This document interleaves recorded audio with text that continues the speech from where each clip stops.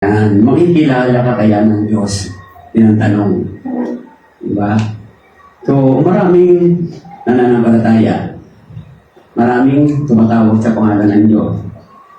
Ang tanong, makikilala ka kaya ng Diyos? Tanungan. Diba? So, ang teksto natin ay mababasa natin sa Matthew chapter 7, verse 21 to 23. Ano po? Ang babasahin ko sa wikang English, nandito po sa Biblia natin. Ayan. Sa Matthew chapter 7, kung may mga Bible apps kayo, pwede niyo pong buksan sa inyong cellphone. Diba? Pero huwag niyo pong buksan yung Facebook ha. Bible lang ha. Okay? Ayan. So Matthew 7, verse 21-23, after po nito mananalangin tayo. Ito po ang nakasulat sa verse 21.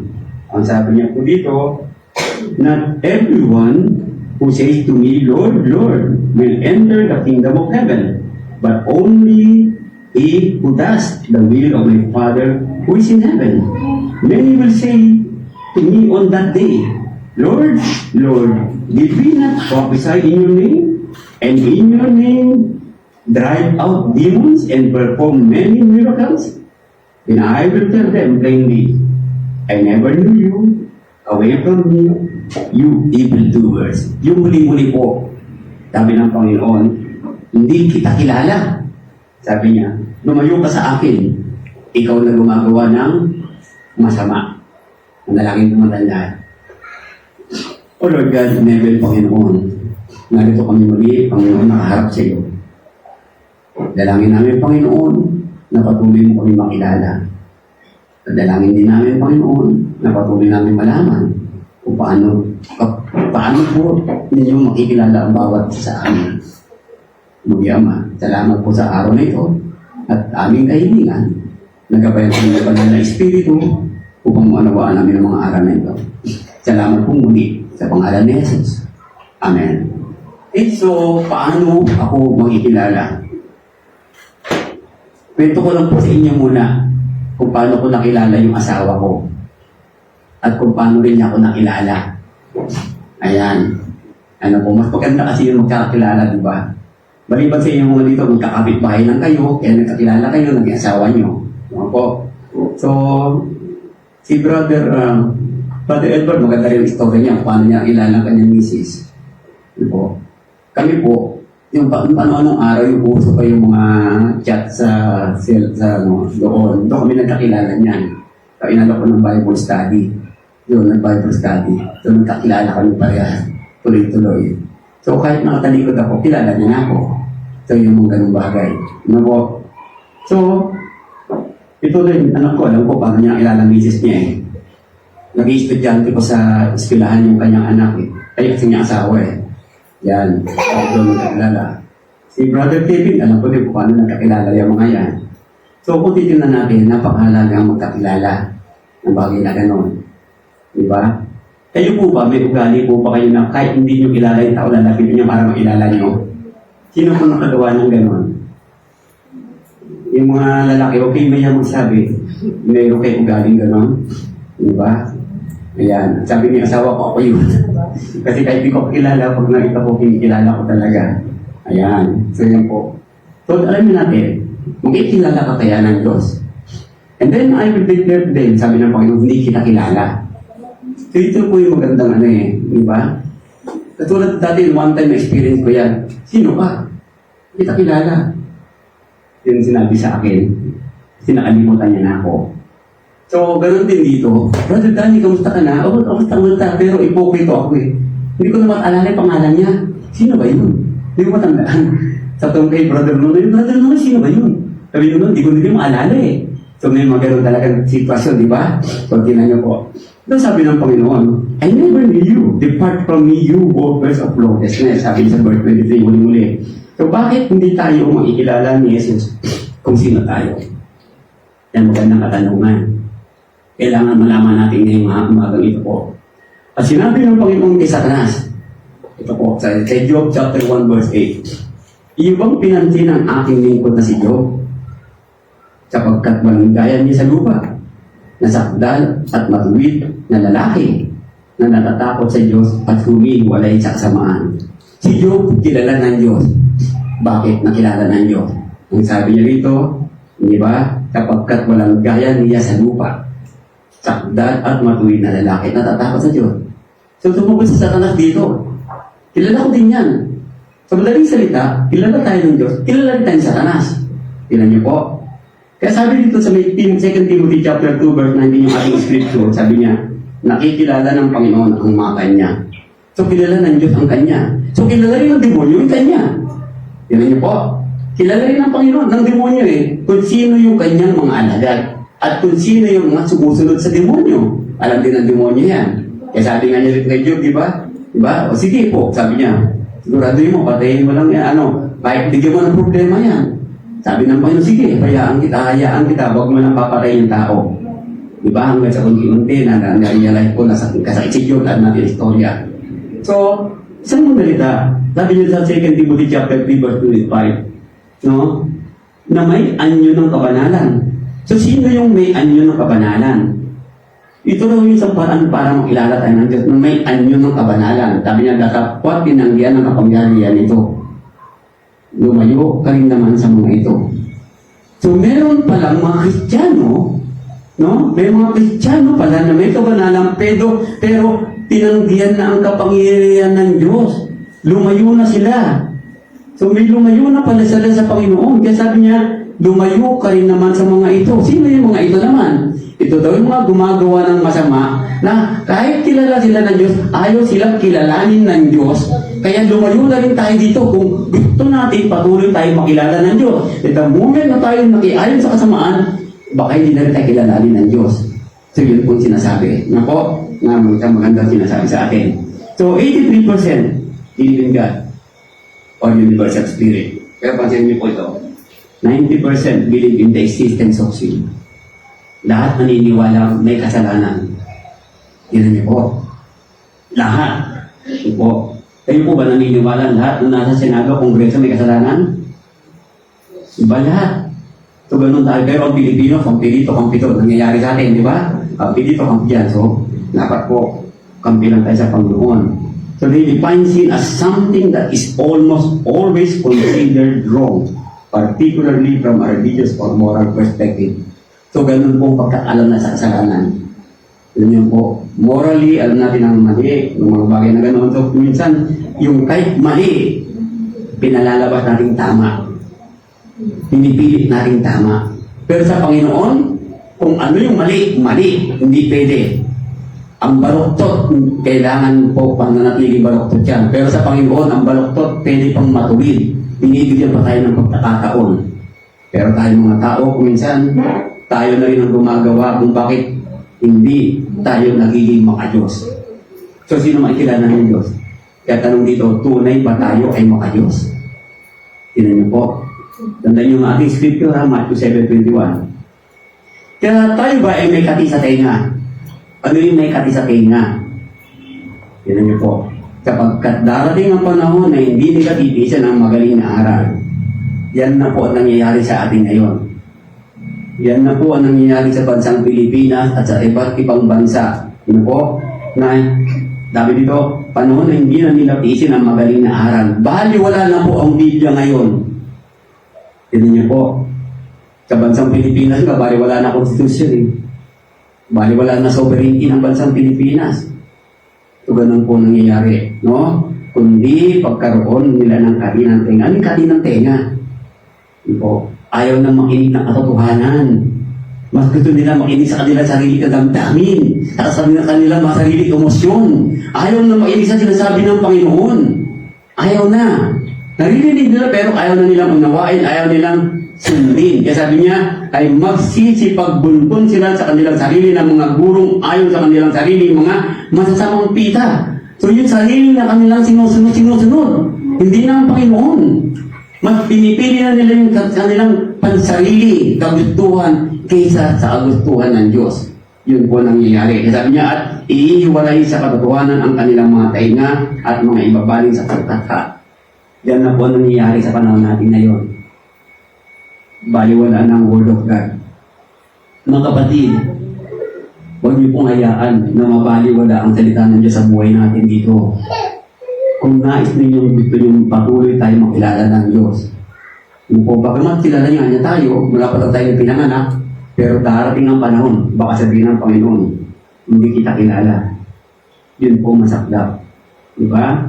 So, titinan niyo po. Eh sabi niya rito, sapagkat ang mga tao ay magiging maibigin sa kanilang, ano sabi? Kanilang sarili. Hindi lamang po yan sa labas ng iglesia nangyayari. Mismo sa loob ng iglesia. Binabaliwala na nila ang Panginoon. Sabi niya. Yan po malungkot na nangyayari po sa loob ng iglesia. Totoo. May ibigin sa salapi. Yun po. Yan na nangyayari sa panahon natin ngayon. Puro pera, pera, pera. Mayayabang. Ayaw magpatalo. Tingnan niyo po. Mga mapagmalaki. Yan ang totoo. Dami. Nakikita natin yan, mga Pilipino. Tayo po hindi tayo bulag. Bagamat Kristiyano tayo, pero nakikita natin yan sa nangyayari sa pagbansang Pilipinas. Mapagtunghayaw, masuwalin sa mga magulang, mga walang turing, mga walang kabanalan. Sabi niya, walang katutubong pag-ibig. Ano yung katutubong pag-ibig? Tingnan niyo po. Yung katutubong pag-ibig, yung pag-ibig na binigyan sa iyo ng Panginoon, nawawala na.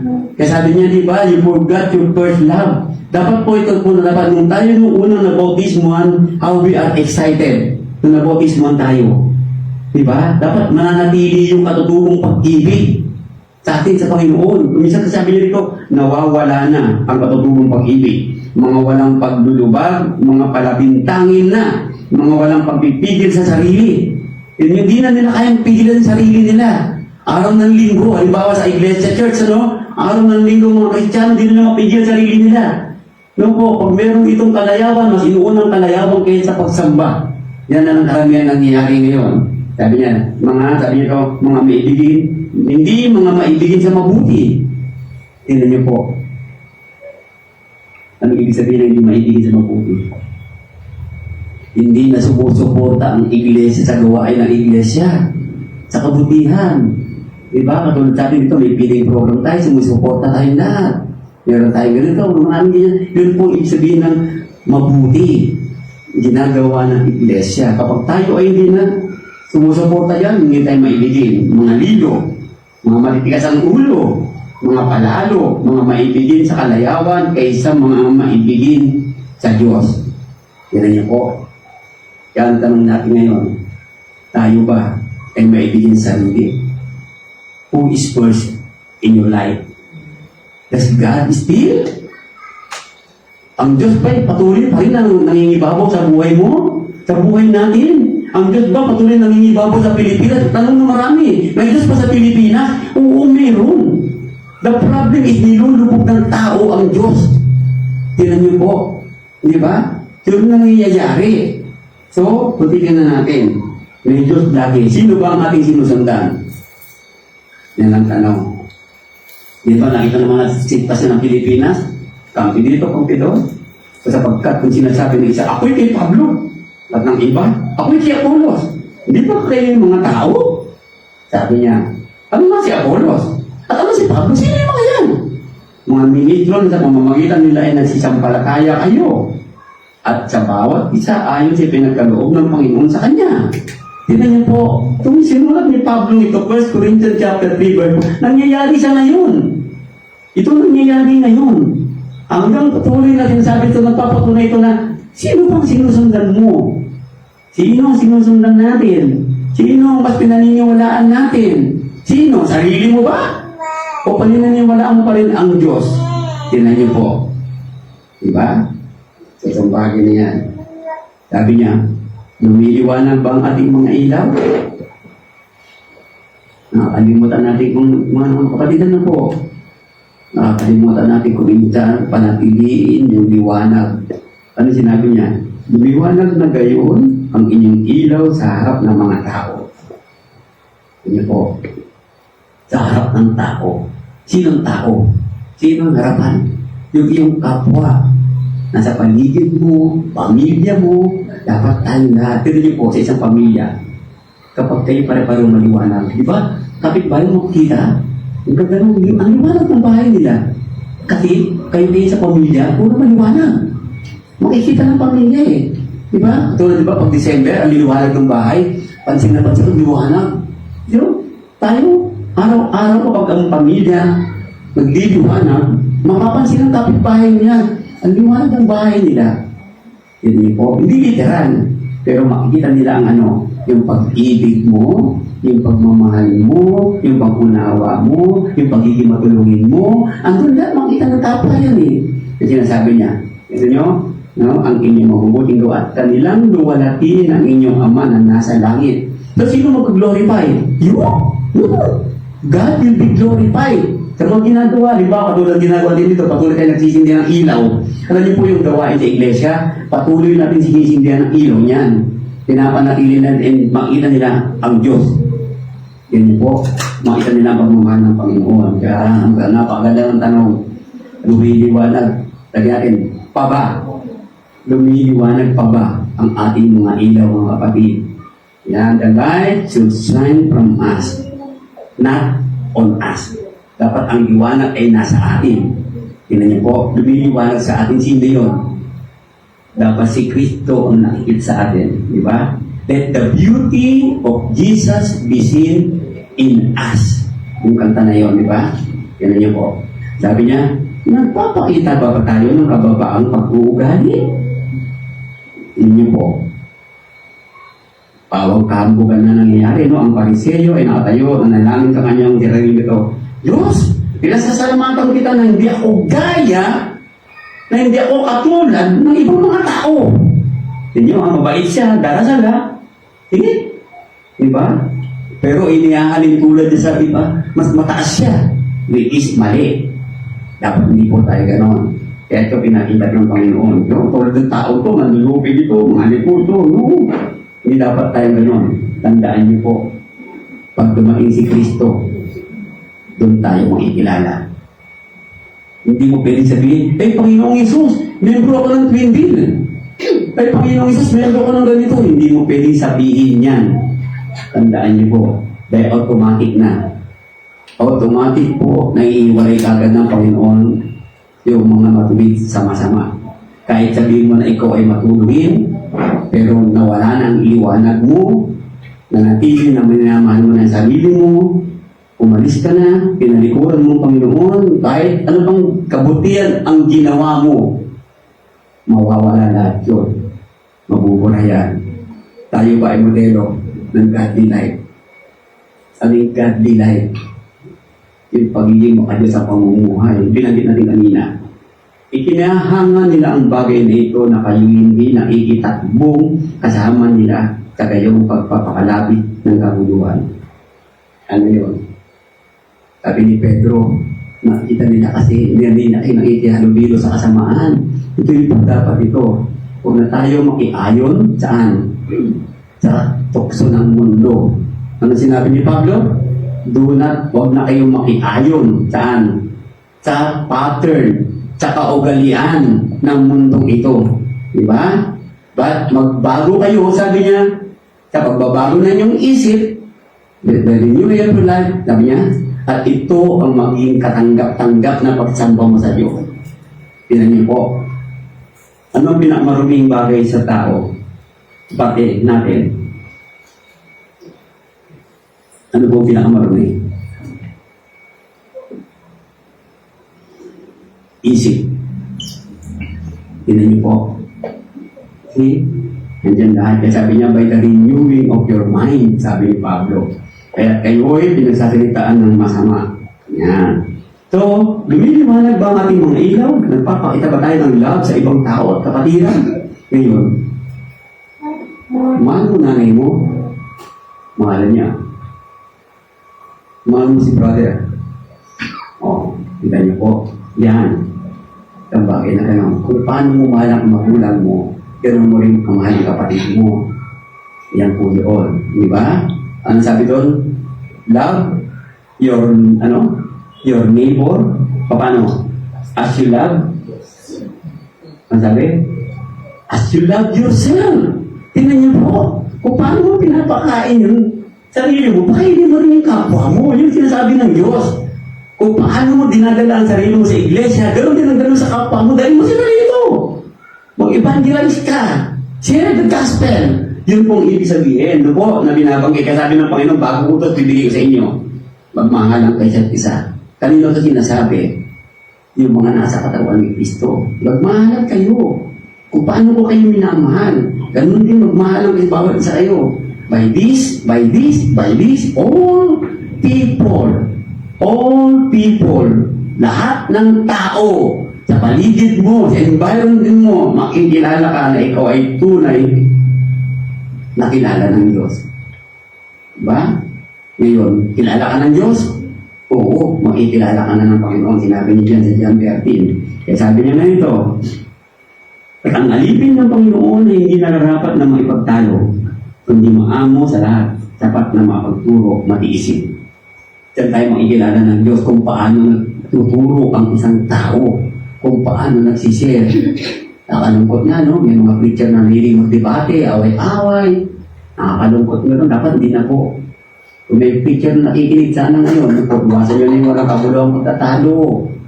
Pintatalo na yung salita ng Panginoon. Yun na nangyari. Magturo na lang. Magturo na lang. Sabi niya, sapat na mapagturo ng paano. Maging matiisin ang binabanggit. Yun po. See? Nakakalungkot. May mga, Kristiyano ka na, pero meron pang na kailangan pag ipakita na grabe ka ng master, doctor, ganito, ganyan. Hindi mo na kailangan sabihin gano'n eh. Di ba? Simple lang. Isa akong alipin ng Diyos. Tignan niyo po.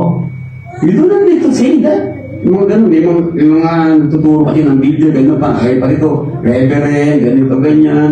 Di ba? May tumatawag ng pastor, may tinatawag ng doktor. Kailangan po bang ilagay yan? So, mali na po. Para sa akin po, mali na yun. Kung ano pananaw nila, wala tayong magagawa doon. Po, ito, tanong. Nagbibigay ba tayo ng mabuting halimbawa? O, balikan tayo po. Halimbawa. Huwag hamakin ng sino man ang iyong kabataan, sabi niya ni Pablo ay Timoteo, kundi ikaw ay maging uliran. Niya po, maging uliran, sabi niya. Ano yun? Nga na magsisinsambalataya sa pananalita, niya po sa pamumuhay, sa pag-ibig, sa pananampalataya, sa kalinisan. That's the way the Lord will know you because of this. You want to be the Lord who knows you? Gusto mo bang makilala ka ng Diyos? Mga kapatid, sa oras na mamatay ka ngayon, saan ka kaya pupunta? Tignan niyo po, saan ka kaya pupunta? Makikilala kaya? Yung nakagitna natin, mali po yun ha. Naghihintay ka sa pintuan ng langit si San Pedro, may dalang susi. At makikilala daw ni San Pedro. Mali po yun. Hindi po tunay yun. Wala po sa Biblia yun. Yun po. Kaya tanong, nagbibigay ba tayo kung ano ang nararapat para sa Diyos? Ayan. Isa rin po ito. Dito. Mamamagitan din po ito na ikilala tayo ng Diyos. Bakit? Diyos ang nagbigay sa atin eh. Siya nagkatiwala sa iyo. Pinagkatiwala niya sa iyo yan eh. So kung nakikilala niya, ito anak ko to.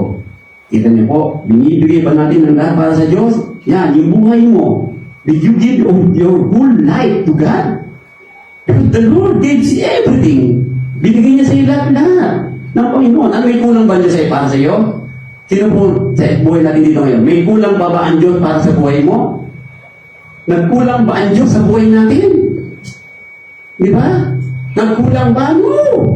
Tayo ang may pagkukulang na dapat sa araw-araw na ito pinupunan natin. Kaya sabi ng Panginoon, akin lahat yan eh. Akin ang pilak, akin ang dito, akin ang sabi ng Panginoon. Tignan niyo po, akin ang dyan. So wala tayong pag-aari. Kaya pag namatay ka, wala kang madadala. And the Lord, hindi kayo maganda. Wala kang dala pero, halika, kilala kita. Well done, my good and faithful servant. Ganda na sinabi ng Panginoon. Yun ang ini-expect natin. Yun ang ating hinihintay. No? Narito, lahat ng kaluluwa ay akin. Tignan niyo po. So wala kang pagkamatik. Kaluluwa mo, hindi iyo yan. Sa Diyos yan. Kaya nga tayo natuturo lagi, di ba? Mga kapatid, kaibigan, sumunod ka kay Kristo. Magugas na ng kasalanan mo. Yan sa one way yan eh. Yun pagpapakilala eh. Diba kaya alina yung introduction ko, paano ko nang kilala ng misis ko? So yun ang paraan para magpakilala ka sa Panginoon. Ang pagsunod mo, ang pagbabautis mo sa tubig. Tignan niyo po. Diba? So, paano tayo nakilala lahat ng mga asawa natin? marami tayong style para mapansin tayo. Diba? Paano tayo para may mga paraan tayo para makilala tayo. Ganun din. Tingnan niyo po. Isang pagbautismo ay isang paraan para makilala, magpakilala ka sa Diyos. Bakit? Ano ba ang bautismo? Isusuko mo ang buhay mo kay Kristo. Ibibigay mo ang buhay mo. Eh, sabi niya dito, ganyan kung paano kaluluwa ng ama, gayon din ang kaluluwa ng anak ay akin. Ang kaluluwa na nagkakasala ay mamamatay. Yun ang delikado. Ang kaluluwa ng ayaw magpakilala kay Kristo, kilala ka pero hindi kanya aariin. Hindi kita tatanggapin. Ang kaluluwa na nagbautismo na patuloy na gumagawa ng kasalanan, hindi kanya kikilalanin. Tignan niyo po, yung sinasabi doon. Eh, sabi niya ngayon, bukod dito ay kinakailangan sa mga katiwala na ang bawat isa ay magtapat. Mga kapatid, manatili tayong tapat sa Panginoon hanggang kamatayan. Sapagkat sa kamatayan, doon mo marirealize kung tuloy kang kilala ng Diyos. Habang nabubuhay tayo, binibigyan tayo ng Panginoong Diyos na patuloy tayo magpakilala sa Kanya. Patuloy niya tayo na huwag tayong hayaan na maitakwil natin ang Diyos para hindi niya tayo itakwil. Tingnan niyo po, sabi niya dito, tinutulungan ba natin ang kapatiran at ang nangangailangan? Tingnan niyo po. Mga dalahan kayo ng mga pasanin kasi sa at pa rin yung gayon ang pautosan ni Kristo. Yun po mahalaga para makilala tayo. Nagsishare, tutulungan, nagmamahalan. Yun ang isang pamilya. Pamilya na kilala ng Panginoon. Tayong lahat ay pamilya ng Diyos. Tandaan niyo po. Huwag mo nang hayaan pa na hindi ka makilala ng Diyos sa oras ng pagbalik ng ating Panginoong Yesus. Kaya sa umagang ito ang tanong, kilala ka kaya ng Diyos? Sa ganito'y nakikilala ng lahat ng mga tao na kayo ay aking mga alagad, sabi niya. Alagad ko kayo. Kung ano meron. Kung may pag-ibig kayo sa isa't isa. Mga kapatid, manatili po tayo dyan para ang Diyos kilalang kilala ka.